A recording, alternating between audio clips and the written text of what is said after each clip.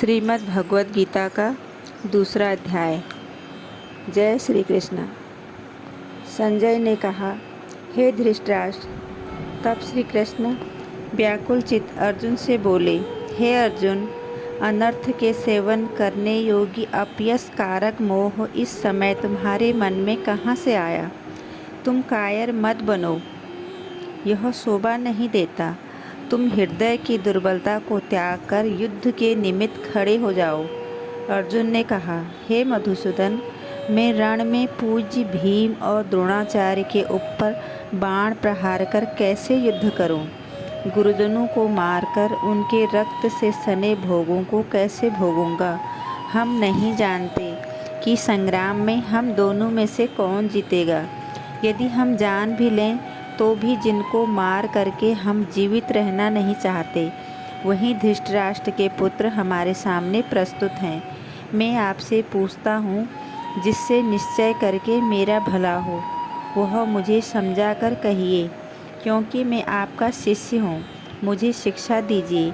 मुझे पृथ्वी का निष्कंटक राज्य मिल जाए और देवताओं का भी आधिपत्य मिल जाए, तो भी ऐसा कोई उपाय नहीं दिखता कि जो मेरी इंद्रियों के शोक को दूर करे। हे गोविंद, मैं युद्ध नहीं करूँगा। यह कहकर अर्जुन चुप हो गया। संजय बोला, हे राजन, दोनों सेनाओं के मध्य में खिन्न होकर बैठे अर्जुन से श्री कृष्ण ने ये वचन कहे, हे अर्जुन, जिसके लिए शोक नहीं करना चाहिए तू उसके लिए शोक करता है, और पंडितों के से वचन तो कहता है, परंतु पंडित लोग न मरों का शोक करते हैं न जीवितों का। यह बात असंभव है कि मैं पहले न था, तुम न थे और ये राजा भी न थे, और इसके बाद नहीं होंगे।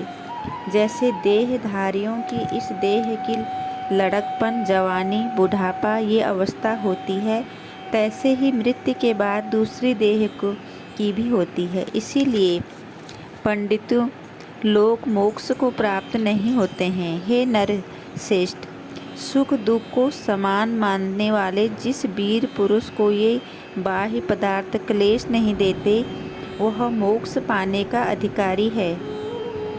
असत वस्तु का तो अस्तित्व नहीं है और सम का अभाव नहीं है। इस प्रकार इन दोनों को ही तत्वज्ञानी पुरुषों ने देखा है।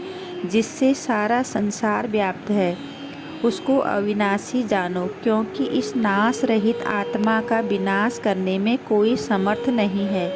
अतएव हे भारत, तुम युद्ध करो।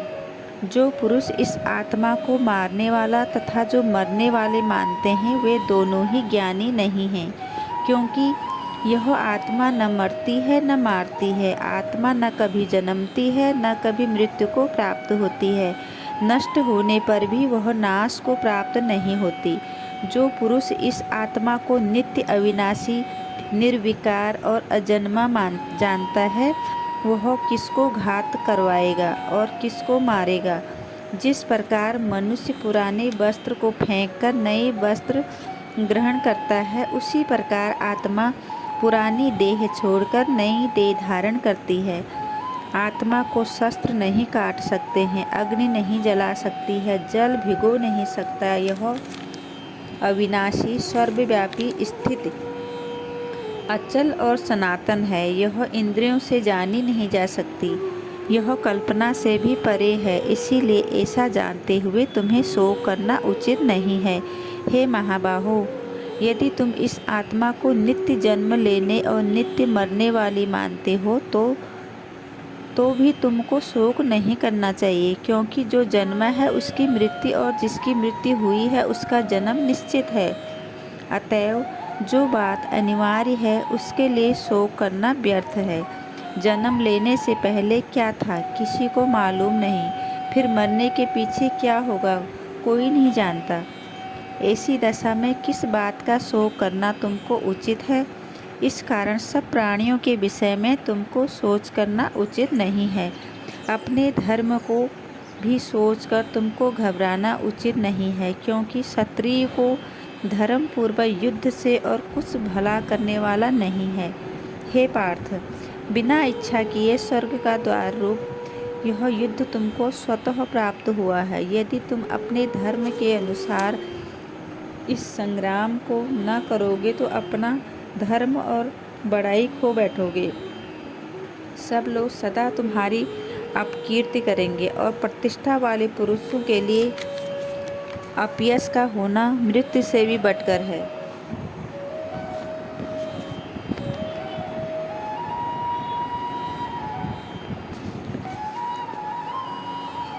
ये महारथी समझेंगे कि अर्जुन डर कर संग्राम से हट गया और अब तक जो लोग तुम्हारा मान करते थे वे अपयश करने लगेंगे। शत्रु लोग तुम्हारे पराक्रम की निंदा करते हुए अनेक प्रकार के दुर्वचन कहें।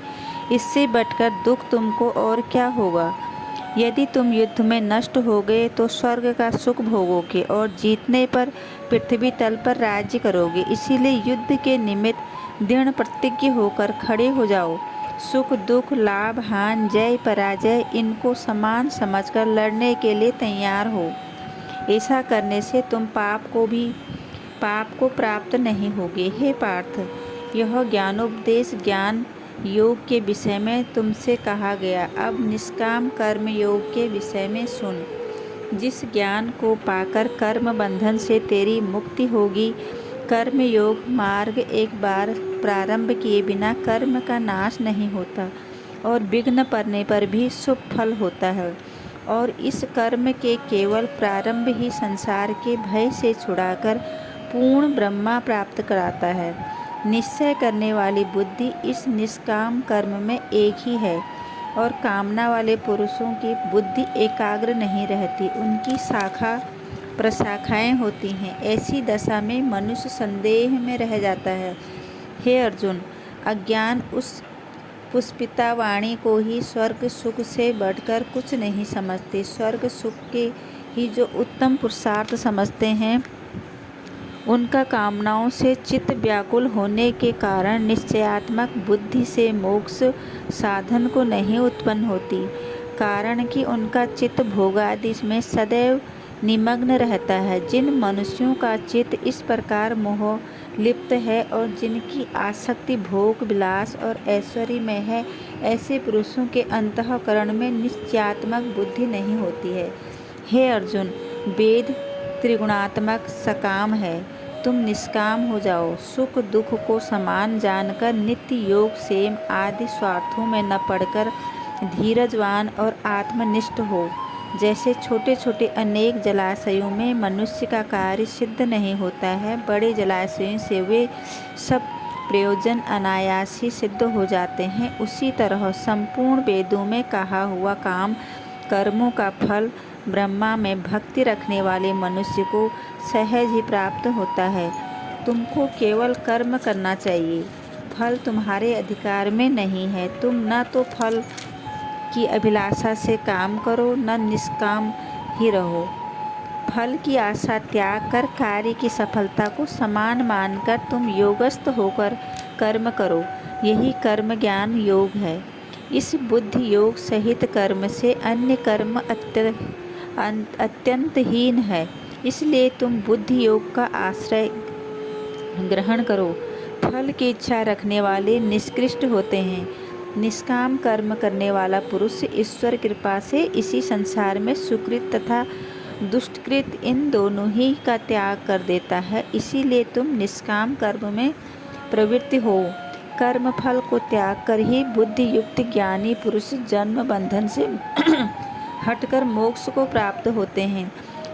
जब तुम्हारी बुद्धि मोह बन के बाहर निकल जाएगी तब तुम्हारा मन आगे सुनने वाली तथा हुई बातों से विरक्त हो जाएगा। अनेक श्रुति स्मृतियों के वचनों को सुनने से तुम्हारी बुद्धि भ्रमित हो गई है।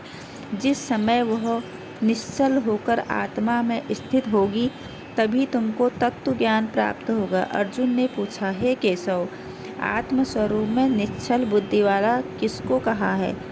उसके लक्षण क्या हैं? श्री कृष्ण जी बोले, हे अर्जुन, जो महापुरुष मन की सब कामनाओं को त्याग देता है और अपने आप ही मन में प्रसन्न रहता है, उसको निश्चल बुद्धि कहते हैं। दुख में किसके मन को खेद नहीं होता और सुख में किसको आसक्ति नहीं होती, और प्रीति भय क्रोध जिसके जाते रहते हैं, वह महात्मा स्थिर बुद्धि वाला मुनि कहलाता है।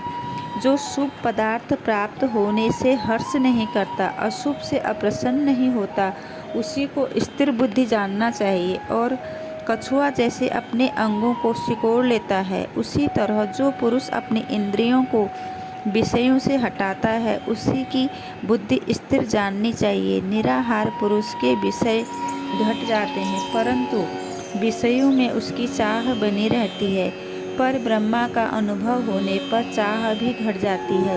हे अर्जुन, मोक्ष में प्रत्यक्ष करने वाले विद्वान व्यक्ति को भी प्रबल इंद्रिय बलात्कार से उसके मन को जीत लेती है। इसीलिए सब इंद्रियों को विषयों से रोक मेरे विषय में तत्पर हो जाओ। जिसने इंद्रियों को बस कर लिया है, उसी की बुद्धि निश्चल है। जो पुरुष विषयों के ध्यान में रहता है, उसकी प्राप्ति हो जाती है। प्राप्ति होने से कामना होती है, इच्छा के पूर्ण न होने से क्रोध की उत्पत्ति होती है, क्रोध से अविवेक होता है, अविवेक से स्मरण शक्ति नष्ट हो जाती है, और स्मरण शक्ति के नाश होने से बुद्धि क्षय होती है। जिसकी बुद्धि का नाश हुआ, वह विनाश को प्राप्त होता है। जो पुरुष राग द्वेष से रहित हो अपने मन को बस में रखता है, वह शांति को प्राप्त होता है। शांति मिलने पर सब दुखों का नाश हो जाता है। प्रसन्न चित्त वाले की बुद्धि निश्चल होती है। जो पुरुष योग युक्त नहीं है, उसकी निश्चल बुद्धि उत्पन्न नहीं होती। ईश्वर में भावना नहीं होती। भावना के न होने से शांति प्राप्त नहीं होती। अशांति को सुख कहाँ से मिलेगा?